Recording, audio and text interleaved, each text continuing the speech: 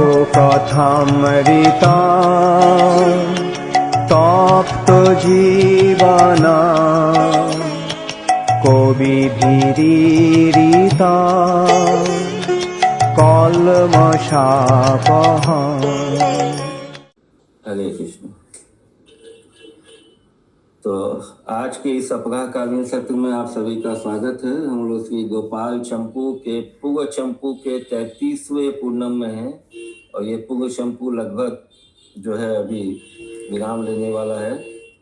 तो इस पिछले सत्र में हम लोग सुन रहे हैं कैसे नारद जी जो है भगवान की आने वाली जो लीलाएं हैं उनका वर्णन कर चुके हैं और यहाँ तक उन्होंने बताया कि कुरुक्षेत्र में फिर से भगवान का ब्रजवासियों से मिलन होगा और फिर भगवान उत्कंठा से नारद जी से पूछते हैं कि वो ब्रज धाम कब वापस जाएंगे।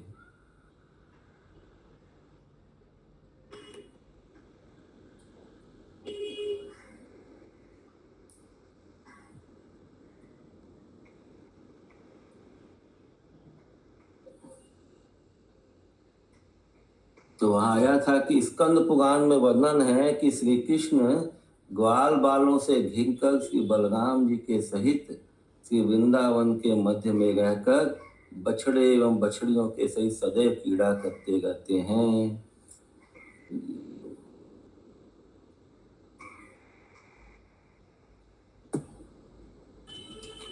तो भगवान जो है वृंदावन में नित्य निवास करते हैं।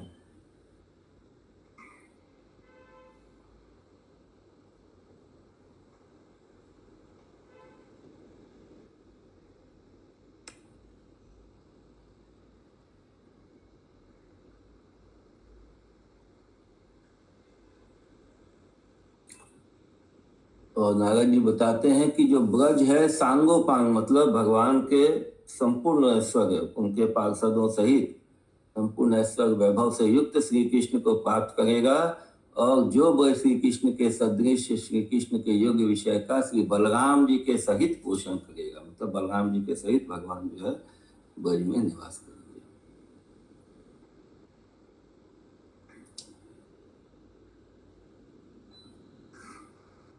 और उस समय भगवान जो है राजसु यज्ञ में भी भाग लेते हैं। राजसु यज्ञ में इसका शिशुपाल चेदीराज शिशुपाल का वध करते हैं।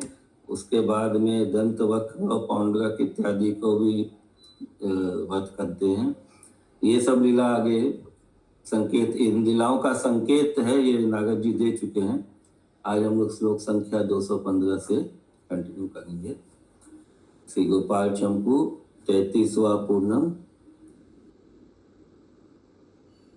श्लोक संख्या 215। इस प्रकार मन में विचार कर श्री देव ऋषि नारद स्पष्ट रूप में कहते हैं, हे भगवान, तुम जब राजसूय यज्ञ से सुख पाकर अपने घर को चलने के आरंभ की संभावना करोगे, प्रयास करेंगे, तब कुटिलता के चक्र से शक्र इंद्र को भी जीतने की इच्छा वाला दंत वक्र तुमको केवल सुदर्शन चक्र के बल से सब पर आक्रमण करने वाले विचार कर सेना एवं बलदेव जी से रहित हुए केवल अकेले तुमसे ही मार्ग में गदा युद्ध की इच्छा करता हुआ मधुपुरी मथुरा में आने के लिए अंगीकार करेगा।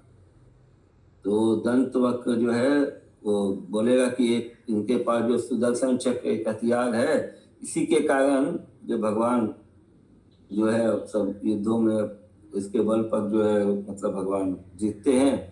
तो वो उनसे बोलेगा कि बिना सुदर्शन चक्र के, बिना सेना के और बिना बलदेव जी के यदि कृष्ण उनसे लड़ेगा तो वो उसको परास्त कर देंगे। तो इस तरह की इच्छा से वो मथुरा में उनको युद्ध के लिए लड़काता। यस बोले बहू। हरे कृष्ण प्रभु जी। हाँ प्रभु जी हम बोल रहे जो आप स्क्रीन शेयर करें, खाली मेरे को नहीं दिख रहा है कि सबको ही नहीं दिख रहा है? कुछ भी नहीं दिख रहा है प्रभु। नहीं दिख रहा है, नहीं दिख रहा है, हमको भी नहीं दिख रहा है। प्रेजेंटेशन हमारे इसमें दिखा गया तो किसी को क्यों नहीं दिख रहा है? नहीं समझ लेकिन में आया। प्रभु किसी को कुछ नहीं, आप जो खाली ब्लैंक आ रहा है और आपका चेहरा भी नहीं दिख रहा है। अच्छा, मैं लॉग आउट करके फिर से लॉग इन करता हूँ एक बार।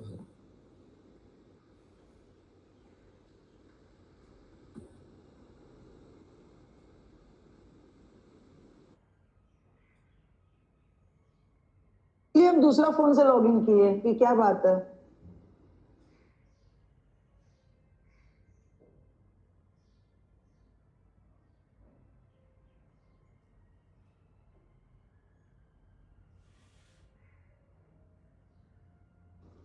अब आपका चेहरा दिख रहा है प्रभु जी।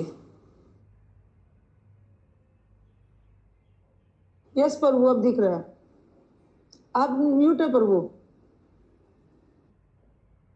हरे कृष्णा। स्क्रीन शेयर आ रहा है अभी? नहीं प्रभु, अभी नहीं आ रहा है। हरे कृष्ण को हमारे में आ रहा है, स्क्रीन शेयर भी आ रहा है। आ रहा है तब ठीक है।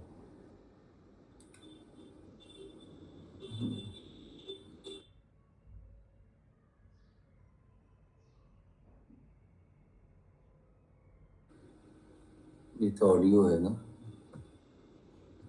हरे कृष्णा हरे कृष्णा।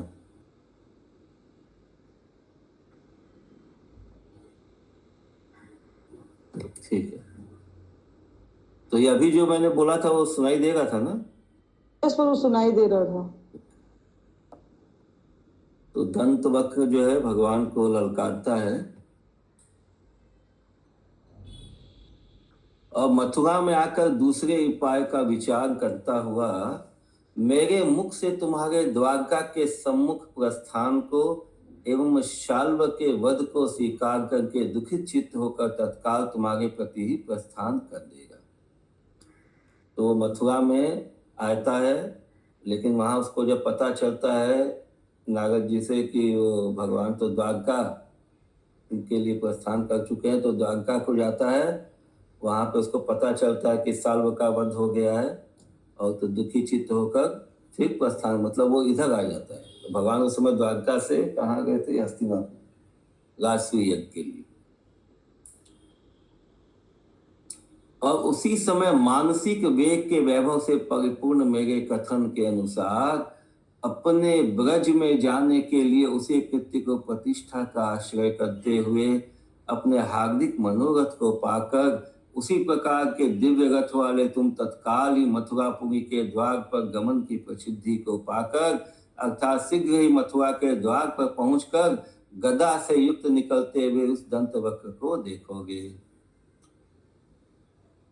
यानी भगवान भी वहां पहुंच जाएंगे और तुम्हारे प्रति आक्रमण करते हुए उसके प्रति तुम अपनी गदा को फेंक कर चलाओगे और तुम्हारे सम्मुख होने वाला करुष देश का मुखिया व दंतवक्र भी शिशुपाल की तरह अपनी आत्मा की ज्योति के सहित अपने प्राणों को निकालकर प्रत्यस्त्रों की भांति तुम्हारे ऊपर छोड़ देगा। मतलब अपने प्राणों को भगवान के चरणों में छोड़ देगा, अर्थात प्राणों सहित अपनी आत्मा को आप में मिला देगा। तो ये जो दंत वक्र है और शिशुपाल, ये कौन थे? पिछले जन्म में हिरण्याक्ष और हिरण्यकशिपु। और जय विजय। दंत वक्र के विनाश के विषय में यह श्लोक है। उसका भावार्थ यह है कि गदा युद्ध के प्रहार में मैं भीम के समान आचार विचार वाला हूँ, अतः जरासंध के तुल्य श्री कृष्ण को जीत कर मथुरा का राज्य सिद्ध कर लूंगा। इस तरह से वो जो दंतवक्र अपना बखान कर रहा था कि मैं भीम के जैसा हूँ गदा युद्ध में। इस प्रकार की भावना करते करते कौन नष्ट हो जाएगा? उत्तर है यह दंतवक्र। तो वो ऐसा सोचेगा और खुद ही नष्ट हो जाएगा। तो एक श्लोक है इसके लिए। अत्र च श्लोक खल्वयम् भीमस्याहं तुल्य संविद गदाया बंदाघाते माधवं मागधाभं जित्वा राज्यं मातुरं साधयिष्याम्येवं न नक्षत्येष कौदन्तवक्र।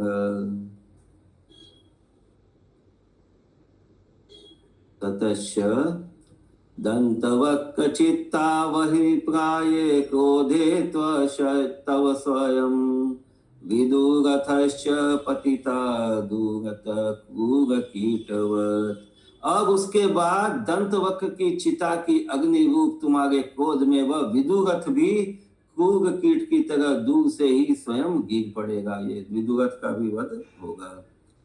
इस प्रकार उस समय तुम दूर से ही गदा के द्वारा दंतवक्र को और चक्र के द्वारा विदुरथ को मारकर मैं ब्रज में अवश्य आऊंगा। इस प्रकार के अपने वचन को सत्य करने वाले, निज जनों के हृदय रोग की चिकित्सा करने वाले, अपने भक्त आदिकों की प्रशंसा या रक्षा करने वाले एवं श्रीमान ब्रज में विराजमान ब्रजराज श्री नंद के कुमार आप अपने ब्रजवासियों के विषय में मथुरा वासियों से ही पूछेंगे।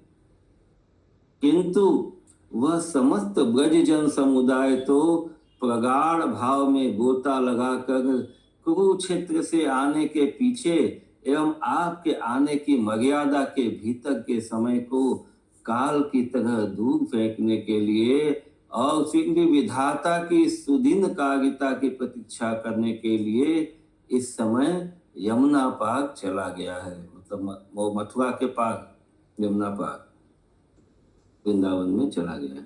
यह जानकर आप स्वेच्छाचारी अपने दिव्य विमान से उतरकर देवताओं के द्वारा बरसाए हुए पुष्पों से आच्छादित होकर उन ब्रजवासियों के निवास स्थान को प्राप्त करने के लिए सहसा उद्योग करोगे। तो फिर वहां जाने का प्रयत्न करेंगे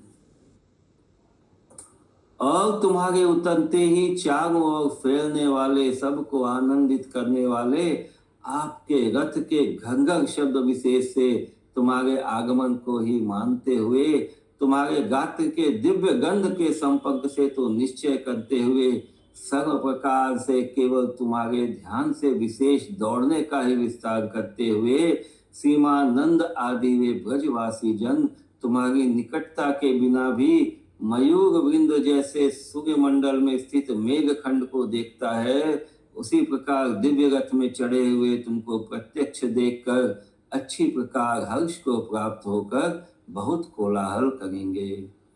और कोलाहल करते करते स्तंभ, स्वेद, रोमांच, सरभंग, मूर्छा आदि अनेक सात्विक दशाओं से पूर्ण होने के कारण शरीर चलने की चेष्टा को भी नहीं प्राप्त करते हुए वे ब्रजवासी तुम्हारे रथ से दूर ही पूर्वक तत्त अवस्था वाले ही खड़े रहे, मतलब स्तंभित हो जाएंगे आनंद के कारण। जो है उनमें जो सात्विक विकार जो है वो लक्षित होने लगेंगे ब्रजवासी। कलयंतश्च स्तंभ स्वेद रोमद्भेद सरभेद रोदन विभेद प्रलयमत्रया स्पंदमप्यविंदमाना अश्यद्नाद दूरस्तस्ततद्वस्था एव स्थासयन्ति।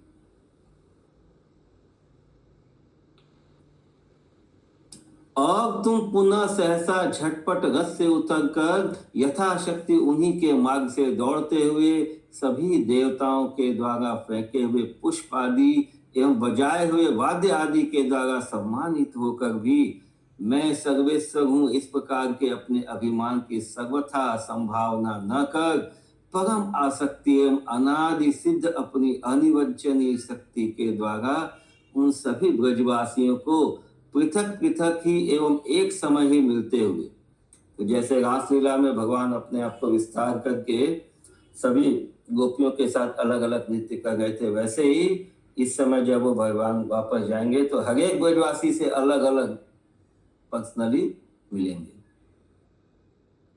एक समय में सबसे एक साथ में अलग अलग मिलेंगे और गाढ़ा आलिंगन करते हुए उन सब के उनके अंग से सटे हुए अपने अंग को भी उनसे अलग स्वीकार नहीं करोगे, अर्थात उनसे प्रगाढ़ रूप से मिलते रहेंगे।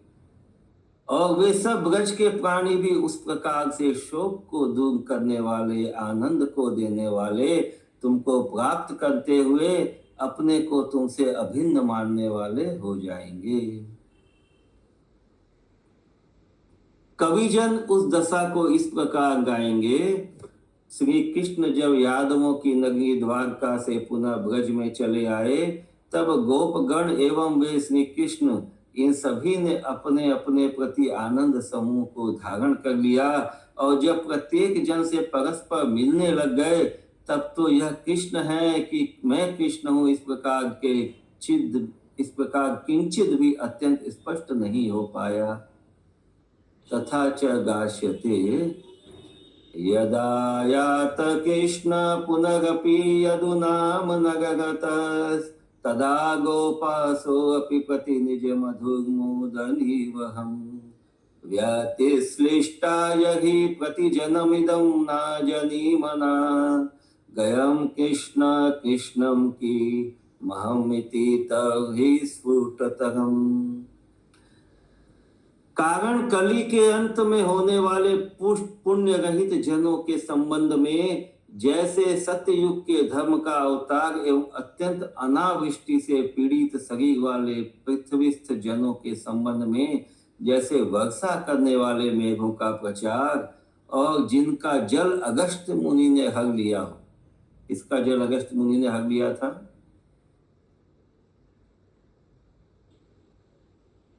समुद्र का जल हरे थे। ऐसे समुद्र से लेकर सरोवर पर्यंत सभी जलाशयों के संबंध में जैसे नवीन गंगा का प्रसार आनंददायक आनंदजनक है, ठीक उसी प्रकार तुम्हारे विरह के रोगी ब्रजवासियों के संबंध में अहो तुम्हारा संग रूप रसायन भी परम आनंदजनक है।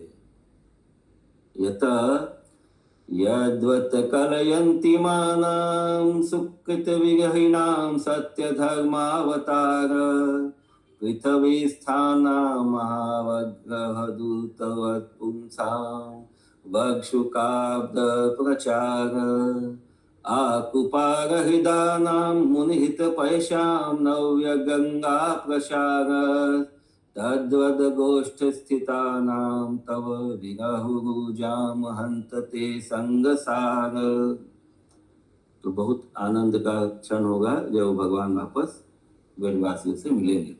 तदंतर बहुत देर तक प्रतिमा की तरह प्रत्येक ब्रजवासी व्यक्ति को तुम्हारा आलिंगन प्राप्त हो जाने पर पहले प्रकट न होने वाली पौर्णमासी मधुमंगल को पास में लेकर एवं अपनी सहचरियों के सहित वृंदा देवी एक साथ प्रकट होती हुई सुख की परिपूर्णता से मानो मूर्छा सी प्राप्त हुए उन ब्रजवासी व्यक्तियों के लिए अति सर्वत्र भगजयेत के अनुसार उनके अधिक प्रेम रूप गुण में मानो दोषारोपण पूर्वक क्रमशः बाह्य चेष्टा को देती हुई उसी वन में उस ब्रजजन समुदाय को अच्छी प्रकार बैठा देगी।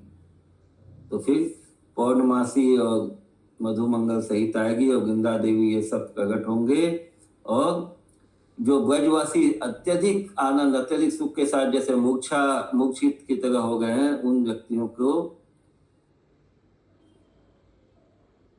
बाह्य चेष्टा को देते उनको वापस उनके बाहरी भाव में लाने के उनको जगाते हुए कि भाई तो अभी यहाँ पे कहा है भूल वृंदावन में है भौम वृंदावन में उसी वन में उस ब्रजजन समुदाय को अच्छी तरह सबको वहां पे स्थिर करवा देंगे। उस दृश्य को देखने वाले जन भी कहेंगे कि श्री कृष्ण को मध्यस्थ बनाकर अर्थात बीच में बैठाकर उनके चारों ओर बैठे हुए माता पिता उनके भाई गजांगनाएं श्री कृष्ण के मित्रगण कुटुंब के संबंध से आए हुए अन्य सभी जन बहुत दिन में श्री कृष्ण की प्राप्ति के कारण स्पष्ट ही आंसू बहाते हुए श्री कृष्ण के सुखदायक मनोहर सत्कार आदि पुजार को बहुत देर तक भूलकर निश्चेष्ट हो गए। तो इतना स्तंभित हो गए कि भाई दूर से बहुत दूर से आए इतने दिन बाद आए उनका स्वागत करें उनका उपचार करें ये सब भी भूल गए ब्रजवासी निश्चेष्ट हो गए और सर्वभंग के कारण सभी गूंगे बन गए गला अवरुद्ध हो गया उनका। तथा च कथयिष्यन्ति कृष्णं मध्यगतं विधाय पितरो तद्रभगातर स्त्रीगणास्तन्मित्राणि कुटुम्बं सवलनया चान्ये चिरात् प्राप्तित् मुच्यन्तस्फुटमश्रुतस्य सुखदं सञ्चाररूपचारं चिरं विस्मृत्य स्थगितक्रिया संभवन मूकाश्च वैश्वर्यत। सब स्तब्ध हो गए थे ब्रजवासी और क्या बोलते हैं तम तु तत्र स्त्री कुमारम पुत्र पौत्रम कुब्जा वामनम दासी दासम अपि सर्वम यथा यथम तोष्यिष्यसि। और तुम तो वहां पर स्त्री बालक पुत्र पौत्र कुबड़े बौने दासी एवं दास आदि सभी जनों को यथा योग्य संतुष्ट करोगे, मतलब समस्त ब्रजवासियों को उचित तरह से संतुष्ट करेंगे। और तुम्हारा सारथी दारूक तो काष्ठ की तरह दूर बैठकर उन ब्रजवासियों के प्रेम के वशीभूत होने के कारण कौतुक सा देखेगा।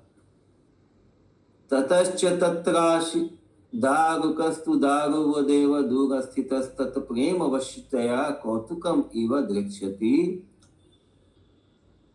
उसके बाद वहां पर बैठी हुई पौर्णमासी कुपित सी होकर संभाषण करेंगी कि अहो तुम सब अनजान की तरह यह क्या कर रहे हो, मार्ग में थके हुए श्री कृष्ण को विश्रांत क्यों नहीं करते।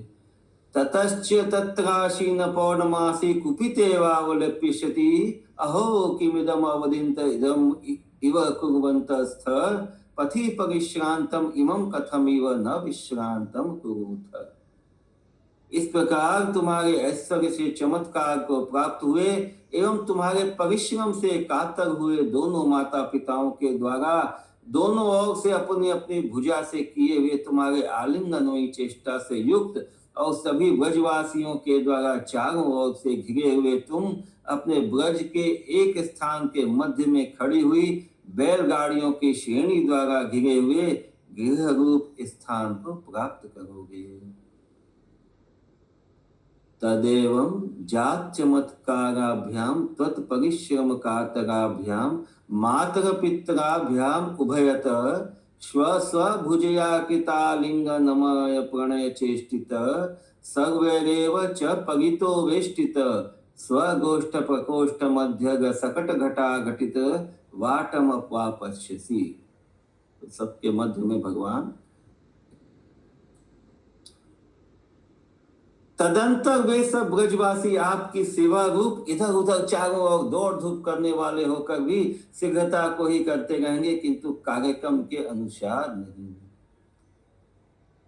और देखो हे अघहर अघासुर का वध करने वाले, तुम जब द्वारका में बहुत दिन में लौट कर आओगे तब ये उत्तम मध्यम अधम रूप सभी ब्रजवासी जन अहो प्रेम से प्रत्येक दिशा में दौड़ते हुए भी तत्त एक एक कार्य करते हुए भी हाय निश्चल भाव को ही प्राप्त हो जाएंगे।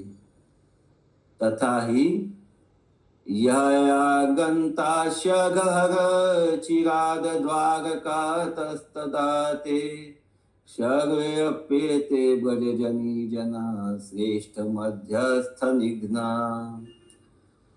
धावन्तोऽपि प्रतिदिशं महो तत्तदेकैक कार्यं कुर्वन्तोऽपि स्थगितकृतामेव यास्यन्ति हन्त।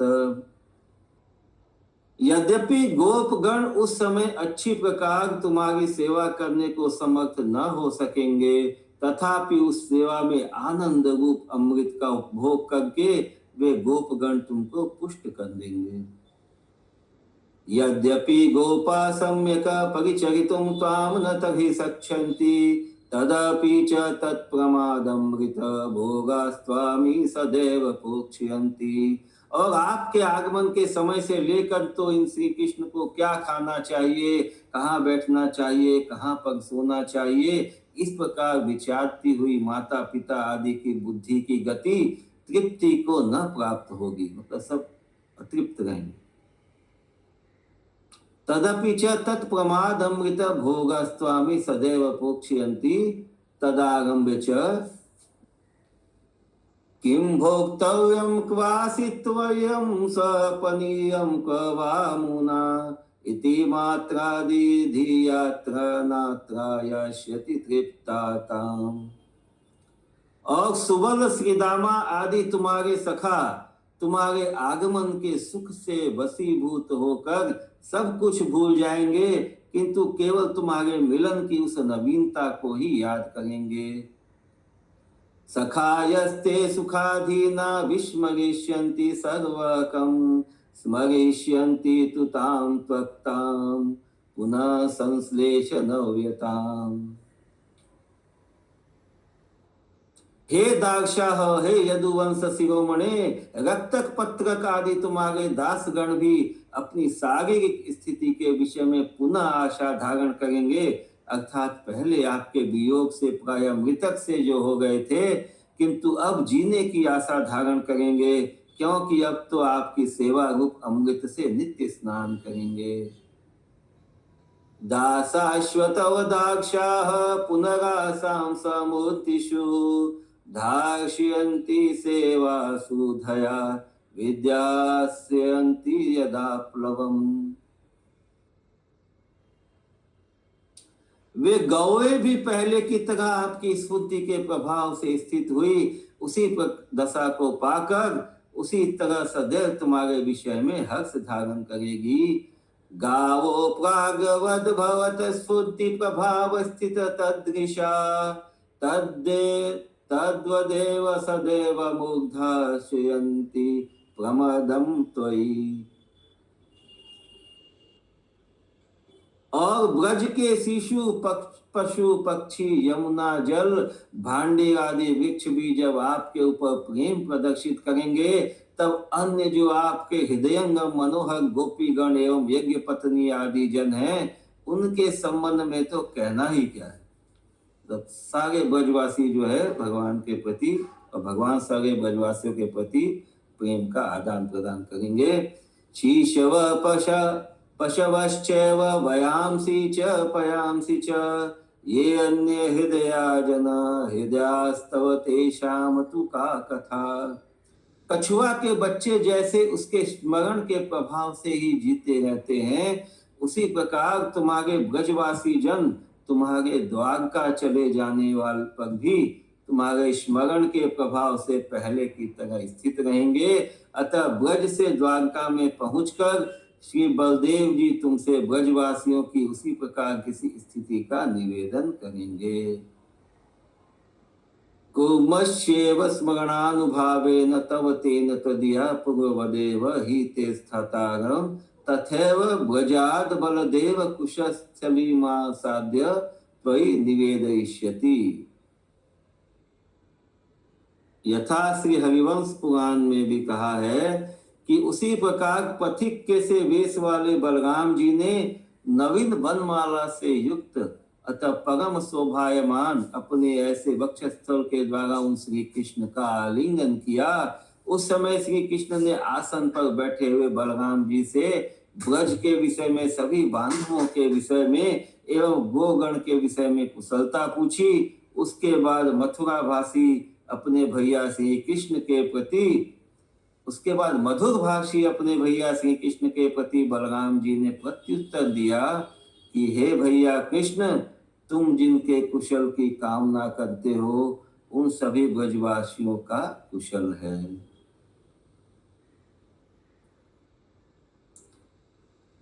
यथा श्री हरिवंशे तथैवाथो गवेशेन सोपस्लिष्टो जनार्दनम प्रत्यग्रवनमालेन वक्षसाभिविराजता उपविष्टं तदागामं पप्रच्छ कुशलं व्रजे बान्धवेषु च सर्वेषु गोषु चैव जनार्दन। प्रत्युवाच ततो रामो भ्रातरं साधुभाषिणं सर्वेषां कुशलं कृष्ण येषां कुशलम इच्छसि इति। सब कुछ कुशल है। बलराम जी जो है ब्रज से आके भगवान को बताएंगे। अतः ऐसी स्थिति बन जाने पर भी, अर्थात आपके ब्रज में आ जाने पर भी, उस समय तुम्हारी सदैव ब्रज में रहने की प्रतीति तो उन ब्रजवासियों को अत्यंत उत्पन्न न होगी, क्योंकि वह आपका रथ तो यहाँ पर उसी प्रकार सजा सजाया स्थापित कर रखा है। इस प्रकार की अनास्था की भावना से सशंक ही रहेंगे। तो ब्रजवासी जो है हर समय चिंतित रहेंगे भगवान को आ जाने पे। क्यों? कि उनका सजा हुआ रथ वहां है, और रथ वहां है, उनका सारथी दारुक वहां पे है, वो कभी भी वापस नहीं चले जाएं। इसके कारण जो ब्रजवासी बहुत सशंकित रहेंगे, अनास्था की भावना से सशंक रहेंगे। किंच तुम्हारे सखागण वृद्ध जनों के प्रति इस प्रतिकूलता का निवेदन करेंगे कि हमारे प्यारे सखा श्री कृष्ण के मन में अत्यंत सुस्थता प्रतीत नहीं होती, कारण अपनेपन के अनुराग वाली उस ब्रज की जनताओं के ऊपर ये पहले कैसे अनुराग को जागृत नहीं कर रहे।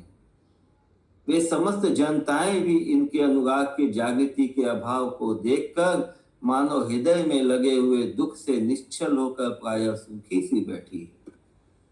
कि जो पहले वाला रस था वैसा आदान प्रदान नहीं होगा, ऐसा ये वर्णन आ गया। सखाओं की ऐसी बातों को सुनते हुए अंतःकरण में कष्ट प्राप्त होने के कारण मलिन मुख वाले वे तुम्हारे माता पिता आदि वृद्ध जन कातरता को प्राप्त हो जाएंगे और वो दिन हो जाएंगे।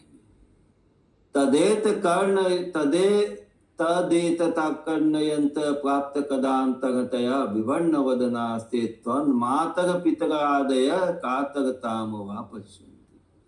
किंतु जन मात्र के चित्त को जानने वाले तुम तो उनकी कातरता को जानकर उनको स्वयं विज्ञापन करोगे कि आप सब आज भी आनंद के कारण उन्नत होते हुए क्यों नहीं दिखाई देते हो।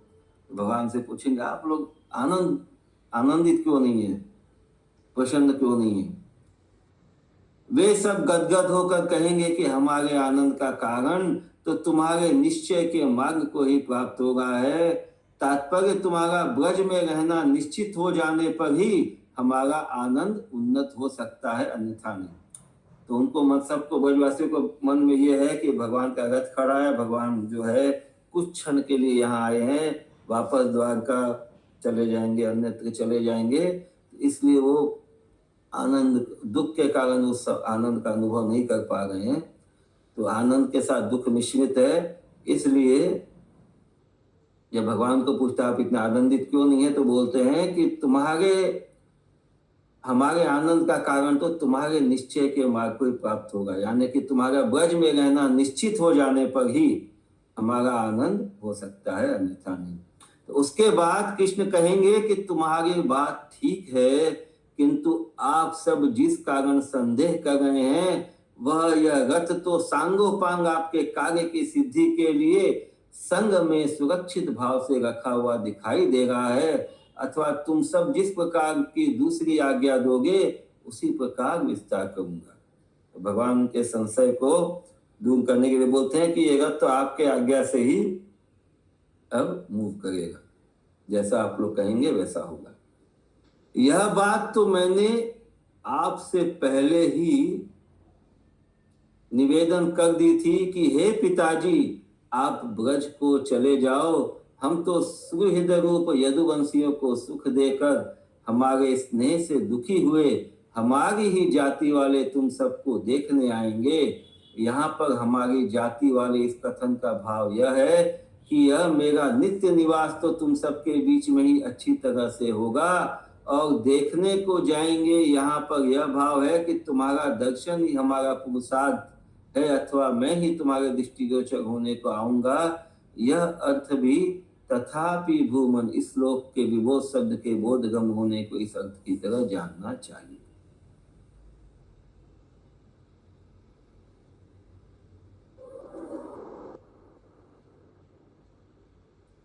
श्लोक संख्या 248।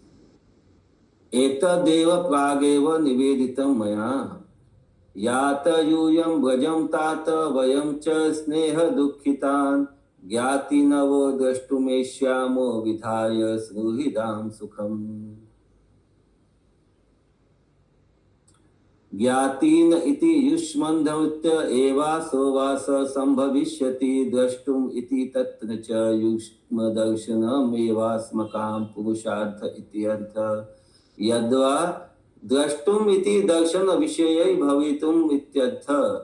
तथापि भूमन महिमा गुणश्यते विमोख महत्य मलांतरतात्मभि इत्यत्र बोध विषयी भवितुम इतिवत्।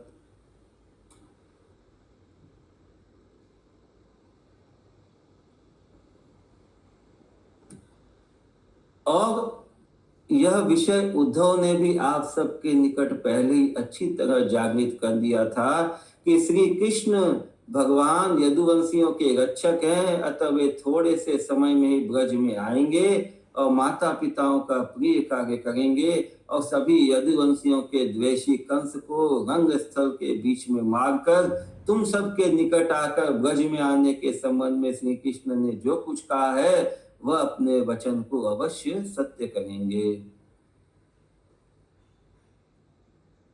एतद् उद्वेन च भवस्सु समुद्बद्धं चक्रे आगमिष्यत्यदिघ्नेन कालेन व्रजमच्युत प्रियं विधास्यते पित्रो भगवान् सात्वतां पति हत्वा कंसं रङ्गमध्ये प्रतीपं सर्वसात्वतां यदाहव समागत्य कृष्ण सत्यं करोति तत्तिति। उद्धव जी के द्वारा कथित दोनों श्लोकों का भावार्थ दिया है कि वे श्री कृष्ण यदुवंशियों के पति होकर भी एवं पूर्ण पर षडेश्वर संपत्ति वाले होकर भी ब्रजेश्वरी ब्रजेश स्वरूप तुम दोनों माता पिताओं के परम सुख संपत्ति स्वरूप सदा निज लालन पालन रूप प्रिय कार्य करेंगे, उस ब्रज में भी निरंतर स्थित रहेंगे। यह अच्युत शब्द का भाव है, कारण सदैव ब्रज में रहने के कारण श्री कृष्ण आज भी सत्य अर्थात शपथ करते हुए ही विद्यमान हैं। अतः इस नीति के अनुसार अब तो आप सबके प्रेम के ऋण को चुकाऊंगा, किंतु ब्रज से किंचित भी बाहर जाने के अपराध के भाव से नहीं, अर्थात ब्रज से बाहर जाकर अपराधी नहीं बनूंगा। शाश्वतां पतिरपि पूर्ण सर्वैश्वर्य संपत्तिरपि पित्रो युवर्योज्य वजेसित्रो परम सुखाश्रियं सदा स्वलालना रूपं प्रियं विधास्यते तत्रा अपच्युत एवावस्थास्यते यतस्तत्तो हेतोरद्यापि सत्यं शपथं करोति कुर्वन्नेव वर्तत इति अर्थः। तदन्येनेव नयेन भवतां प्रणयनं विनयेन न तु मनागपि गमनागस्तवेन तथा ही पित्रादिप्रति रूप वसुदेवादिप्रति घातजा दुःखात् कंस विनाशनार्थमगमं शीघ्रं निर्वृतिस्तदन् तत्राशीत सुहृदां मनोरथततिर्युद्धार्यते दुर्हृद्वां चैवं तद्व्यसनं समाप्य यदि च प्राग्वाक्पवायाम्यहमिति। क्योंकि देखो हे मेरे प्यारे ब्रजवासियों, मैं तो मेरे पिता श्री नंद जी आदि के समान स्वरूप वाले श्री वसुदेव आदि की कंस के द्वारा दी हुई पीड़ा से उत्पन्न हुए दुख से शीघ्र ही निवृत्ति जानता हुआ कंस के विनाश के लिए मथुरा चला गया था। वहां पर जाते ही श्री वसुदेव आदि सुहृदों के मनोरथों का विस्तार हो गया एवं शत्रुओं के युद्धों का आयात प्रभाव उपस्थित हो गया।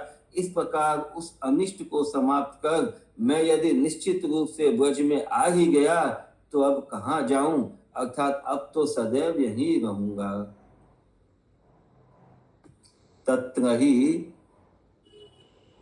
अच्छा ये हो गया। तो श्री नारद जी बोले कि उसके बाद श्री ब्रजराज की अनुमति से सभी ब्रजवासी तुम्हारे निकट आकर प्रार्थना करेंगे कि यदि ऐसी ही बात है तो हम यहाँ पर भी द्वारका की तरह तुम्हारे बहुत से घरों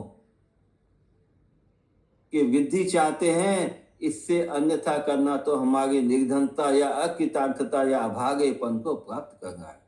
तो फिर नंद महाराज की आज्ञा लेकर सारे ब्रजवासी बोलते हैं कि जैसे द्वारका में आपके 16,108 निवास स्थान है, 16,000 महल है, वैसे ही यहाँ पे भी हम लोग आपके इस तरह से ये करना चाहते हैं, इतने घर बनाना चाहते हैं। तो ब्रजवासियों की यह बात सुनकर भूमि को निहार कर तुम तो उनके कथन पर असंतुष्ट से होकर अपने चित्त में विचारोगे कि इन ब्रजवासियों ने बहल गृह पद में गृह शब्द का जो प्रयोग किया है वह तो निश्चय ही न गृहम गृहम इत्याहि गृहिणी गृहम उच्यते, इस नीति के अनुसार गृहिणी के पर्याय रूप से समाप्त कर दिया। अर्थात ये सब मेरे अनेक विवाह करना चाहते हैं और हाय उस विषय में ये गोप मेरे चित्त को किस प्रकार का विधान करेंगे या समझेंगे। उसके बाद पुनः विचारोगे कि अच्छा जो हो, इस विषय में पूर्ण ज्ञान वाली एवं शीघ्र विधान करने वाली पौर्णमासी ही सब सुखों का निर्माण कर देगी, किंतु कार्य के विपरीत भाव को नहीं धारण करेगी। पश्चात स्पष्ट कहोगे कि यदि ऐसी बात है तब तो रोहिणी माता एवं रोहिणी नंदन भ्रातरा श्री बलदेव ये दोनों ही द्वारका के घर से बुला लेने चाहिए, क्योंकि वे दोनों ही पीछे होने वाले सभी कार्य का निवेदन करेंगे। पश्चात पुनः अपने सारथी दारुक के प्रति कहोगे कि हे सारथे, तुम विख्यात एवं अत्यंत चलने वाली चाल से रथ के सहित द्वारका में पहुंचकर तत्काल श्रीमान भैया बलराम जी को एवं उनकी माता रोहिणी को लिवा लाओ, और पुनः विचार कर कहोगे कि हे सारथे, मेरे प्यारे उस उद्धव को भी लेते आना। अथ पुनर्दारुक सारथिं प्रति पथयिष्यसि भो सारथे, सरथ प्रथमानया यत्यन्तीनतया भवान् यदुभवनमास्याद्य सद्य श्रीमद्भ्रातरं तन्मातरं च प्रापयेति पुनर्विचारे वक्ष्यसि हन्त तम उद्धवम् अप्यानयेति। उद्धव को भी ले आओ। तदंतर श्री कृष्ण की वंदना करने वाला वह दारुक पवन पर विजय पाने वाले विमान के द्वारा केवल आधी घड़ी में ही उन सब के साथ जब आ जाएगा, तब चकित मन वाले श्रीमान नंद आदि गो परमानंद में अभिप्राय पूर्वक सहसा आपके आगमन की तरह बल पूर्वक महोत्सव पूर्वक सभी प्रकार के वाद्य समूह को बजाते हुए उन सबको अपने घर लिवा लाएंगे। और यही इस कथा को हम विराम देते हैं। आगे की कथा हम लोग कल श्रवण करेंगे, भगवान कृष्ण का वापस वृंदावन में लौटना। हरे कृष्णा। सादर प्रणाम सभी को।